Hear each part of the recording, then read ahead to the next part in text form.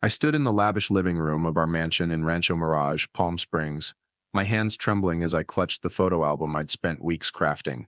25 years of marriage, the best moments of my life with Ava, distilled into these pages. I thought it'd be the perfect gift for our anniversary, a way to remind her we'd once loved each other fiercely. But when I handed the album to Ava, her eyes were as cold as the desert night outside. Pathetic, she sneered, her voice cutting like a blade. Wyatt, you really think this sad little book changes anything? I'm done with you. I'm leaving tonight. Her words hit me like a punch to the chest, stealing my breath. She tossed the album onto the table, the photos I'd so carefully chosen spilling out like trash. But Ava didn't know. Hidden among those memories was a secret that would make her regret this moment.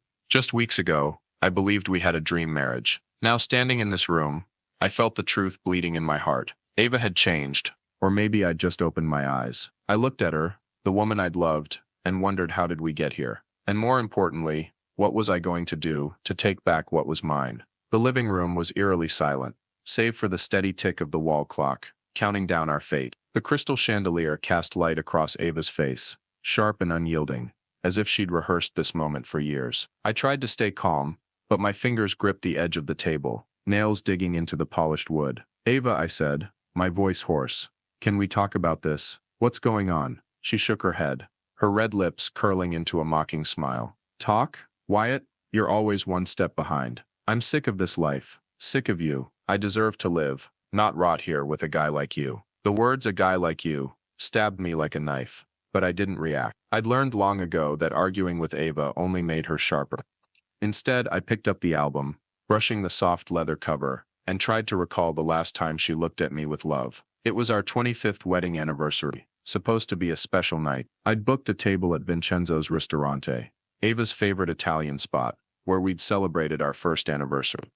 I pictured her tearing up at the album, remembering the days we held hands on a Hawaiian beach, or the time we bought this mansion, laughing about growing old together. But Ava didn't care. She stood there in a tight black dress, her blonde hair swept up, like a queen ready to abandon her kingdom. I'll be at the Mirage Resort and Spa with Dylan, she said, as if it were the most obvious thing. Dylan? I repeated, my voice cracking. Dylan Wolf, the guy from your office. She nodded, unflinching. He's young, ambitious, not like you. A has been clinging to the past. My head pounded, but I stayed rooted, refusing to let her see me crumble. Dylan Wolf. His name echoed in my mind, like a warning bell. I'd met Dylan a few times at Horizon Ventures events, the company where Ava served as CFO. He was 28, tall, always in tailored suits, with a cocky smile that rubbed me the wrong way. I'd chalked it up to jealousy, an older guy, envying a younger one, but now it clicked. Ava's late nights at the office, the undocumented weekend business trips, the unfamiliar cologne on her shirts, it all pointed to Dylan. I stared at Ava, searching for a hint she was joking, but her eyes held only contempt. How long has this been going on? I asked, my voice steadier than I felt. She shrugged, like my question wasn't worth answering. 8 months, maybe more. But that's not the point, Wyatt. The point is I don't need you anymore. The floor seemed to collapse beneath me. 25 years of marriage. These sacrifices, nights I stayed up working so Ava could chase her career, all erased in a single sentence. But what hurt most wasn't the affair. It was how she looked at me, like I was a worn-out piece of furniture she couldn't wait to toss. I picked up the album, set it back on the table, and met her gaze. You're sure, Ava? This is what you want? She laughed, louder this time, like I'd told a bad joke. Absolutely. I've got plane tickets for next week. Dylan and I are starting over, a real life. Get used to being alone, Wyatt. It's what you're best at. I didn't respond. I just stood there, watching her grab the suitcase she'd already packed from the corner of the room. She wheeled it to the door, her high heels clicking on the marble floor. Before leaving, she turned back, giving me one last look. Don't make this messy, Wyatt. Let me go like an adult. It's better for both of us. The door slammed shut, leaving me in suffocating silence. I sank onto the sofa, the album in my hands, and for the first time in years I felt a fire ignite in my chest. Not pain, but resolve. Ava thought she'd won, but she had no idea what I was holding. In the days that followed, I started noticing things I'd ignored. Our joint bank account was missing hundreds of thousands of dollars, with transactions I didn't recognize. A bill for a Porsche 911, worth $230,000, arrived at the house, but I'd never seen the car. Then I found an email from a real estate firm, confirming the purchase of a $2.5 million mansion in La Quinta, under a name I didn't know. I called the bank, but they said all transactions were approved by Ava, with my signature, a signature I'd never given. I felt like a fool, but also, a spark of realization. Ava wasn't just cheating, she was hiding something much bigger. I opened the album, flipping through the pages, trying to find comfort in old memories. Here was a photo of us in Hawaii, Ava beaming under the sun. Here was the day we bought this mansion, hugging in the driveway like kids. But the more I looked, the more I saw the lie. Ava had stopped loving me long ago, maybe when she climbed the ranks at Horizon Ventures, when she started rubbing elbows with people like Dylan. I closed the album, set it on the table, and made a promise to myself. I'd uncover the truth. Not because I wanted Ava back, but because I couldn't let her walk away with everything I'd built. One evening, a text from an old friend, Jack, popped up. Jack had been betrayed by his wife, losing nearly everything in a divorce. He wrote, "Wyatt, if she makes you feel worthless, don't buy it. You're worth more than that." His words were like a light in the dark. I remembered meeting him a few months back at a small coffee shop in Palm Springs. Jack shared how he'd picked himself up, reclaimed his life after betrayal. "Don't let her define who you are," he'd said. Those words echoed now, pushing me to act. I started digging through financial records, things I'd always let Ava handle, because I trusted her. In a drawer, I found a bank transaction receipt, showing a large transfer from our joint account to a company I didn't recognize. I called my lawyer friend, Tom, and asked him to look into it. "Wyatt, this doesn't look right," Tom said over the phone. "It seems Ava forged your signature. You need to dig deeper." Adrenaline surged through me. This wasn't just an affair. Ava was trying to take everything I had. I went back to the album, flipping through it again, but not for nostalgia. I started taking notes, looking for any clue Ava might have left. A small slip of paper fell from between the pages, a receipt from Horizon Venture. The amount was $500,000, wired to an offshore account. I wasn't a financial expert, but I knew this wasn't normal. I snapped a photo, sent it to Tom, and waited. In the meantime, I thought about Ava, Dylan, and how they'd mocked me. I thought about the years I'd worked tirelessly so she could live in this mansion, drive luxury cars. And now she planned to discard me like garbage. That night, I couldn't sleep. I sat in my small home office, on the second floor, the computer screen's glow lighting my face. I searched for information on Dylan Wolf, Horizon Venture, anything that might explain what was happening. I found a social media post from Dylan, showing off a new Porsche, and my heart raced. That car, it was the one from the bill. I kept digging, finding articles about Horizon Ventures, about Ava Thornton, the brilliant CFO, but I also saw rumors, whispers of shady deals within the company. I knew I was onto something. One morning, as I sipped coffee and reviewed my notes, the phone rang. It was an unknown number. "Mr. Wyatt Coleman," a deep voice asked. "This is the California Lottery Commission. You've won the $250 million jackpot." I nearly dropped my mug. I thought it was a prank, but the caller recited my personal details, the ticket number from a random purchase weeks ago. "After taxes, you'll receive about $160 million, he said. "We'll send the paperwork soon." I sat there, stunned, unable to believe it. This money, this insane amount of money, was something Ava would never know about. And in that moment, I realized, this wasn't just a chance to start over. It was the weapon I needed to take back justice. I called Edward Klein, a financial advisor Tom recommended. "Wyatt, you need to move fast," Edward said, when I explained the situation. "If Ava gets wind of this money, she'll try to claim a share. Even through divorce, we need to set up separate accounts, lock down your assets now." I agreed, and over the next few days, I worked with Edward and a team of lawyers to ensure Ava couldn't touch the money. But I didn't just want to protect myself. I wanted Ava to pay for what she'd done, not just to me, but for everything she'd destroyed. I returned to the album, this time with a new purpose. I started slipping receipts, notes and screenshots between the pages. Each piece was a fragment of the truth. The Porsche bill, the mansion contract, the offshore transfer. I didn't know exactly what I'd do with them, but I knew they mattered. I thought about Ava, Dylan, and how they thought I was a loser. They were wrong. I wasn't a loser. I was a survivor, and I'd make them see it. Just days after Ava walked out on me, I uncovered a secret that stopped my heart. A $2.5 million invoice for a mansion in La Quinta, registered to a name I'd never heard of. Who was behind this? I sat in the dim office on the second floor of our Rancho Mirage mansion. The computer screen's glow illuminating numbers I couldn't believe. I double-checked the email from the real estate company, then the bill for a $230,000 Porsche 911, and the mysterious transfers from our joint account. Each detail was a knife in my gut, but they also lit a fire inside me. Then, like fate, the phone rang. "Mr. Wyatt Coleman?" a deep voice asked. "This is the California Lottery Commission. You've won the $250 million jackpot." I froze, nearly dropping the phone. After taxes, I'd get $160 million money Ava knew nothing about. Could this be the weapon to reclaim justice, or just a new burden? I closed my eyes, took a deep breath, and decided this was my chance to turn the tables. Ava thought she'd won, but she was about to learn a costly lesson. I couldn't sleep that night. The desert moonlight of Palm Springs slipped through the window, casting shadows on the photo album still lying on my desk. I opened it, not to reminisce, but to hunt for clues. The pages told the story of a once happy marriage, but now, each photo was a reminder of Ava's deceit. I flipped to a picture from a Horizon Ventures event. Ava standing next to Dylan Wolfe, her smile radiant but her eyes cold. Dylan, the young guy with tailored suits and an overly firm handshake, always made me uneasy. I'd thought it was jealousy, but now I knew better. I grabbed my phone, snapped a photo of the picture and started taking notes.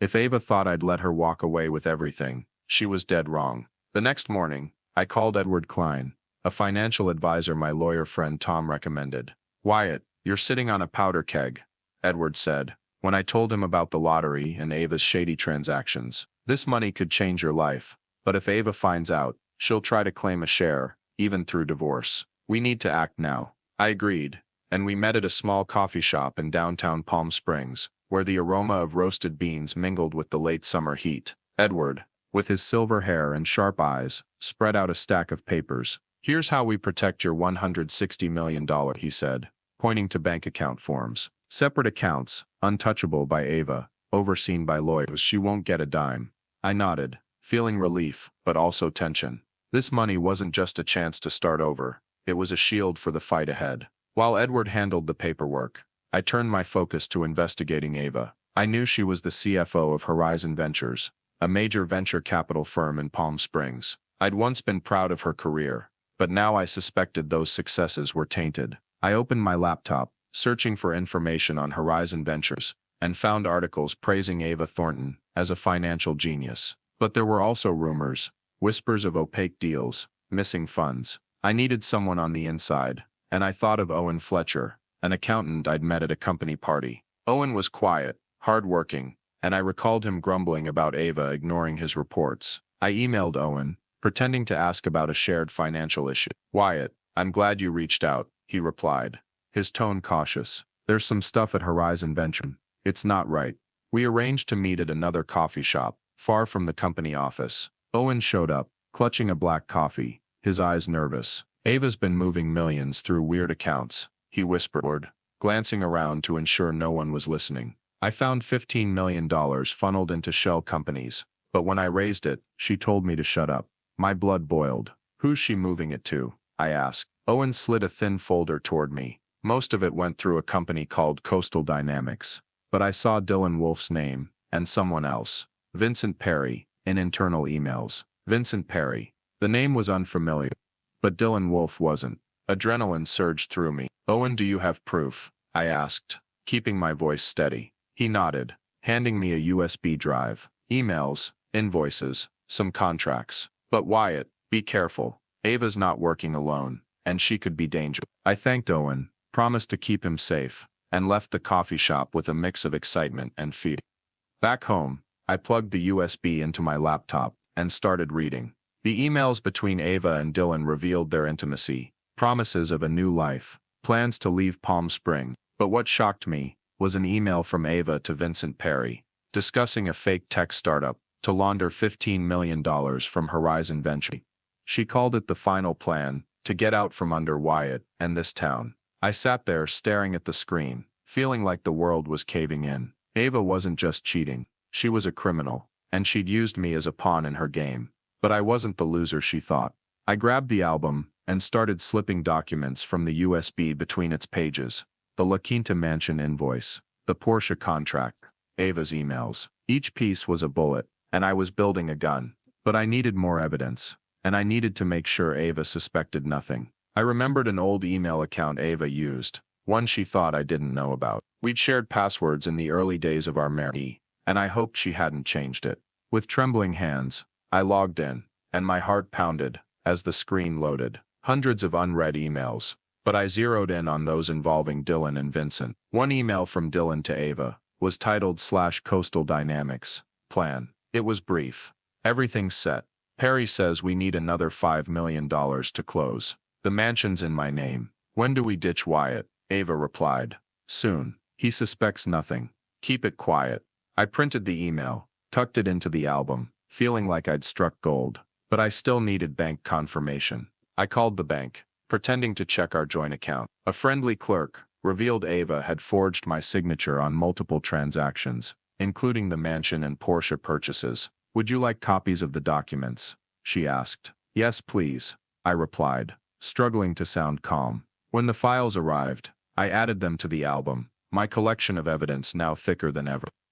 But I didn't want to stop at protecting myself. I wanted Ava to face the consequences, not just for betraying me, but for thinking she could get away with it all. One evening, as I organized the documents, Jack called. Wyatt, you okay? He asked, concern in his voice. I told him about Ava, Dylan, and what I'd found. Jack was quiet for a moment, then said, you know, when my ex-wife betrayed me, I thought I'd never recover. But I did, because I realized justice isn't about revenge. It's about taking back what's yours. His words were like a spark, burning away my hesitation. I'd considered forgiving Ava, letting her go, and moving on. But now I knew I couldn't. Not because I wanted to hurt her, but because I needed to prove, to her, to Dylan, to myself, that I wasn't the pathetic man she claimed. I met Edward Klein again to finalize the protection of my lottery winnings. It's done, Edward said, handing me a folder. Well, your assets are secure, and Ava has no legal claim. But Wyatt, what are you going to do about her? I looked at him, my eyes steady. I'm going to make her pay, Edward. Not by stooping to her level, but by showing her I'm stronger than she ever thought. Edward nodded, a faint smile crossing his face. I believe in you, Wyatt, but be careful. People like Ava don't go down easily. I returned to the album, checking each page, ensuring every piece of evidence was perfectly arranged. I knew my chance was coming. Owen texted, saying Ava and Dylan were set to announce their fake startup at a major Horizon Ventures event, at the Mirage Resort and Spa. That's when she's at her most confident, Owen wrote. If you're going to act, that's the time. I read the message, adrenaline pumping. I thought of Ava, her smug smile, when she called me pathetic. I thought of Dylan, flaunting the Porsche, bought with my money. And I thought of myself, the man I'd been, and the man I was becoming. I stood up, clutching the album, and stepped onto the balcony. The Palm Springs desert stretched out before me, hot and unforgiving. I recalled Jack's words. Justice is about taking back what's yours. I was no longer Wyatt Coleman, the betrayed, humiliated husband. I was Wyatt Coleman, the survivor, and I was ready. The event at the Mirage Resort and Spa would be where everything changed. Ava and Dylan thought they'd won, but they didn't know I held the key to dismantling their world. I ran my fingers over the album, smiling for the first time in days. The game was on, and I would write the ending. I stepped into the opulent ballroom of the Mirage Resort and Spa, the photo album in my hands like a ticking time bomb. Glittering chandeliers cast light over lavish banquet tables, the soft hum of jazz mingling with the laughter of Horizon Ventures investors and executives. Ava stood there, radiant in a fiery red dress, arm linked with Dylan Wolfe, oblivious to the fact that I was about to shatter her world. With $250 million in my account, and evidence of her crimes stuffed inside the album, I no longer felt like the pathetic husband she'd mocked. My grip tightened on the album, my heart pounding, adrenaline flooding my veins. When Ava's eyes met mine, a flicker of fear crossed her face. Did she sense something? I gave a faint smile, stepping forward, knowing that in just minutes, everything she'd built would come crashing down. Ava had called me a loser, but tonight I'd rewrite the story. She thought she was untouchable, but I was ready to prove her wrong. This ballroom, with all its glittering fakery, would be the stage where justice was served. I lingered in the corner of the ballroom, watching Ava and Dylan from afar.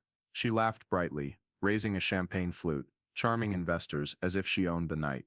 Dylan, in a sleek black suit, kept glancing at Ava, his smug smile never fading. A surge of anger flared inside me, but I tamped it down.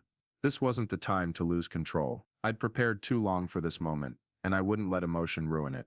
The album in my hands felt heavy, not just from the documents inside, but from the weight of 25 years of a marriage now reduced to ashes. The Porsche invoice, the La Quinta mansion contract, emails between Ava and Dylan, and proof she'd embezzled $15 million from Horizon Ventures. It was all here, ready to be unleashed. I scanned the room for Owen Fletcher, who'd helped me gather the evidence.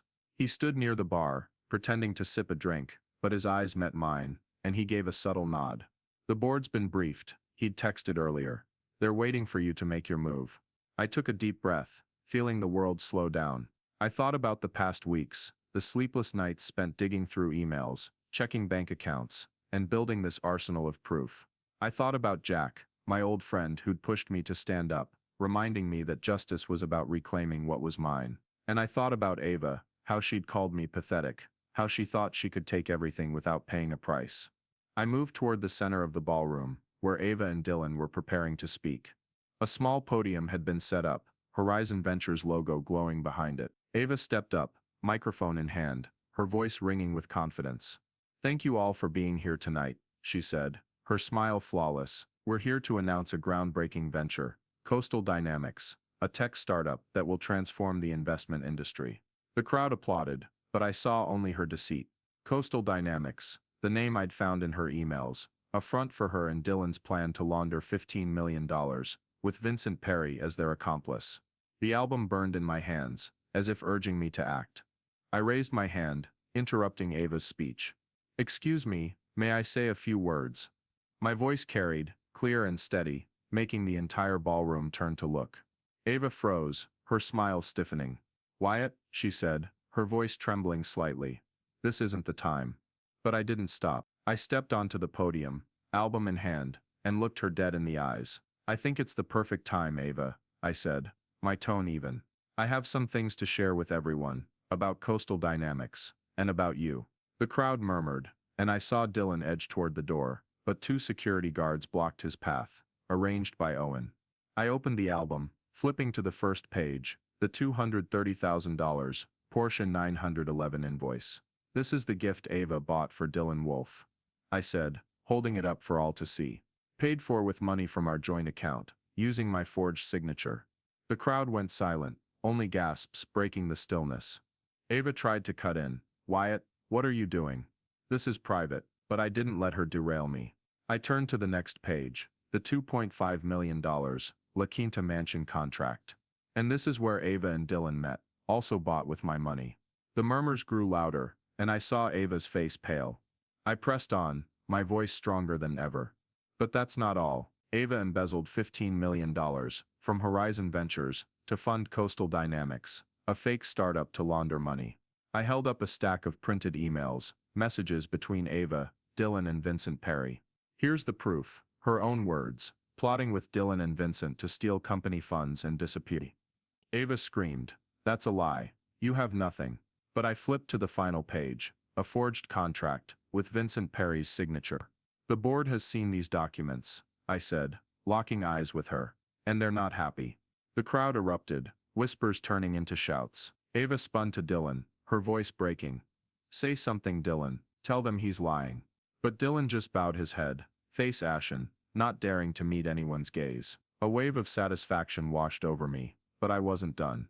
"Oh, and one more thing," I said, my voice soft but razor sharp. "I won a $250 million lottery, Ava. After taxes, that's $160 million, and you're not getting a penny. My assets are protected, thanks to Edward Klein and my legal team." Ava staggered, as if I'd struck her.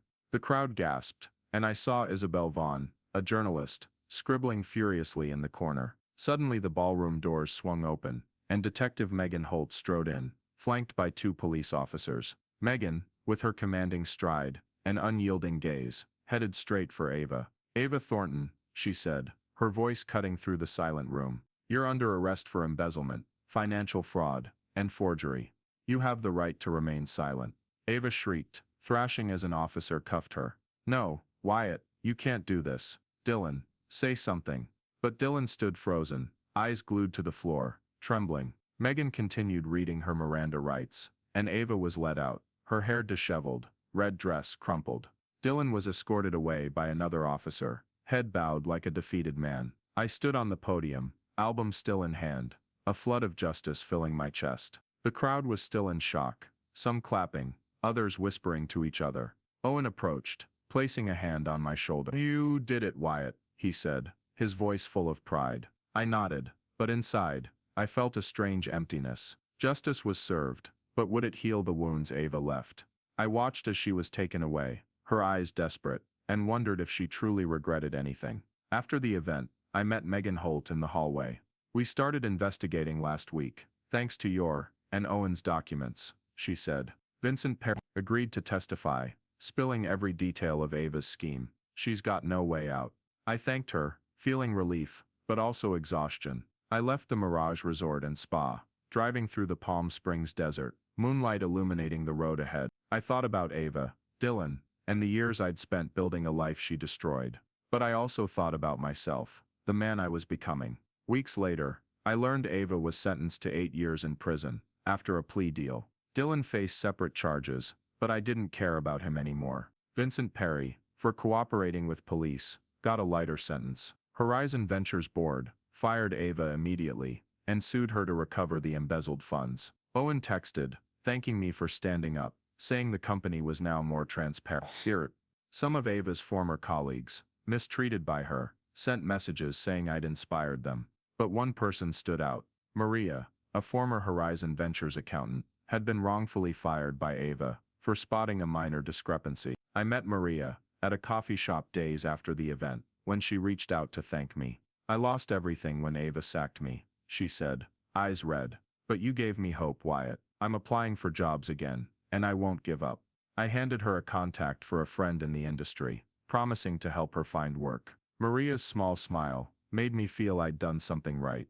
Justice wasn't just about punishing Ava, it was about fixing what she'd broken. I drove home, the album on the passenger seat.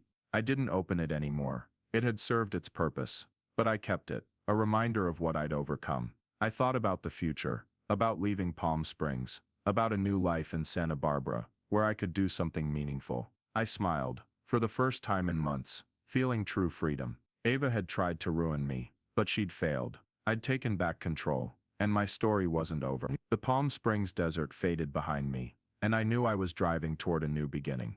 A year after Ava's arrest, I stood on the balcony of my Santa Barbara villa, watching the Pacific Ocean waves crash against the shore. A sense of freedom I'd never known filling my chest. The cool sea breeze carried the scent of salt, and a peace I once thought I'd never find again. From a husband branded pathetic, betrayed and humiliated over a photo album of memories, I'd turned $160 million in lottery winnings into a beacon of hope for hundreds. The Coleman Freedom Fund, my charity, was changing the lives of victims of financial abuse. People like me, hurt, deceived, but unwilling to give up. I glanced at the invitation to the Person of the Year gala on my table, its gold lettering glinting in the sunlight. I wondered, was justice enough to heal my heart? Or was the answer in what I was building? Ava had tried to destroy me, but I'd risen, stronger than ever. The album was now a distant memory, but my journey continued, and I knew I was on the right path. Santa Barbara wasn't just a new home, it was where I rediscovered myself. I left the balcony, stepping into the villa with its white walls and wide windows welcoming sunlight. This house was a far cry from the flashy Rancho Mirage mansion where Ava had mocked me. It was simple, warm, and mine, no trace of deceit. I sat at my desk, checking emails from the Coleman Freedom Fund office. The fund, built with my lottery money, offered free IT and accounting courses to those exploited financially, helping them find jobs and rebuild their lives. An email from the program director made me smile.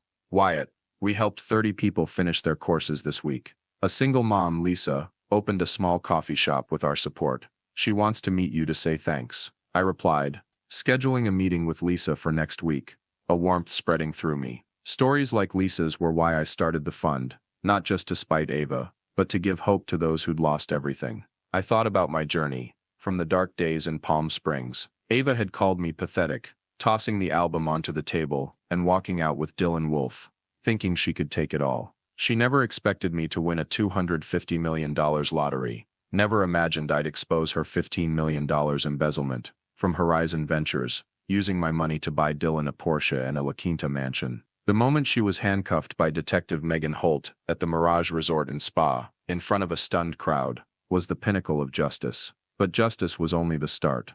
What I was doing now, the fund, the lives I was changing, was what truly made me feel victorious. One afternoon, I visited the Coleman Freedom Fund office, a modest but modern building near downtown Santa Barbara. Staff greeted me with smiles, and I sensed pride in the air. I met Lisa, the single mom from the email. She was petite, hair tied high, her eyes bright as she talked about her coffee shop. "I lost my job and home after my husband took off with our savings," she said, her voice trembling. "But the fund's IT course gave me a fresh start. Now I have my shop, and my kids proud of me." I took her hand, moved. "You're why I do this, Lisa," I said. "Thank you for not giving up." Lisa smiled, and I knew each person like her was a piece of the larger picture I was painting. I also thought of Maria, the former Horizon Ventures accountant I'd helped after Ava wrongfully fired. Maria now ran a small bakery in Palm Springs, often sending me photos of her cakes with thank you notes. "You gave me a second chance, Wyatt," she wrote in one message. I replied, saying her resilience inspired me to believe in the power of kindness. Acts like helping Maria or Lisa weren't just charity, they were how I healed myself, bit by bit. Ava had tried to make me feel worthless, but every smile, every success story, proved she was wrong. I prepared for the Person of the Year gala at a luxurious Santa Barbara venue. I wrote my speech, reflecting on my journey, from the day Ava left me to the moment she was arrested. I thought about the album, how I'd hidden evidence inside, bills, emails, contracts, and used it to bring her down. But I also thought about those who'd helped me. Owen Fletcher, who provided Horizon Ventures documents, Edward Klein, who safeguarded my lottery winnings, and Jack, the friend who reminded me I was worth more. My speech wasn't just about revenge, it was about rising up, turning pain into purpose. One morning, I received a letter from Ava, sent from prison. "Wyatt, I'm sorry," she wrote, her handwriting shaky. "I was wrong, and I regret it every day. Please, give me a chance to make amends." I read it, torn. Part of me remembered the old Ava, the woman who'd laughed with me on a Hawaiian beach. But the bigger part knew she didn't regret hurting me. She regretted getting caught. I held the letter, stood by the villa's fireplace, and tore it to pieces. I didn't need Ava's apology. I'd found my own peace, and she was no longer part of it. The gala arrived, and I stepped into the venue, twinkling lights illuminating silk-draped tables. Hundreds of guests, from journalists to philanthropists, clapped as I was introduced. Isabel Vaughn, a renowned journalist, sat in the front row, her smile warm. I'd met Isabel weeks early, when she interviewed me about the fund. "You're a quiet hero, Wyatt," she'd said, words that made me see the value of my story. I took the podium, microphone in hand, and began. "A year ago, I was a betrayed husband," I said, my voice resonating in the silent hall. "My wife called me pathetic, left me for another man, and tried to take everything I had. But I stood up, not just for justice, but to rebuild, not only for me, but for others." I shared Ava's betrayal, her $15 million embezzlement, and how I used the album to expose her. I spoke of the $250 million lottery, and how I turned it into the Coleman Freedom Fund. I told of Lisa, Maria, and hundreds others the fund had helped. "Justice isn't just punishing the wrongdoer," I said. "It's giving the hurt a chance to shine." The crowd rose, applauding thunderously. Isabel took notes, her eyes gleaming. Jack, my old friend, stood in the corner, raising his glass to me, his gaze proud. My heart felt light, as if every wound from Ava had healed. This was the moment I knew I'd truly moved on. After the gala, I returned to the villa, standing on the balcony, overlooking the night sea. I received an email from the fund office. "We just helped 100 people find jobs, Wyatt. Thank you." I smiled, knowing my mission was just beginning. The media praised me, calling me a philanthropic hero, but I stayed humble, driving a regular car, and sipping coffee at local shops. Jack called, his voice brimming with excitement. "You did it, Wyatt," he said. "I'm proud of you." I thanked him, thinking about expanding the fund nationwide, bringing hope to more. One afternoon, I drove to a Santa Barbara beach, watching the sunset paint the horizon red. I thought of the album, now displayed at the California Museum of Justice in Los Angeles, a symbol of overcoming adversity. I thought of Ava, the letter I tore up, and how I chose to move forward instead of looking back. The greatest lesson I learned wasn't about revenge, but about rebuilding, not just for myself, but for others. A deep peace settled over me, knowing I'd found my purpose. My story, from a betrayed husband to a life changer, was proof that no one can define your worth but you. Thank you all for following my story. If it inspired you, please hit the like button, subscribe to the channel, and turn on the notification bell so you don't miss more heartfelt stories. Let's spread the message that no matter how tough life gets, you can always rise and shine.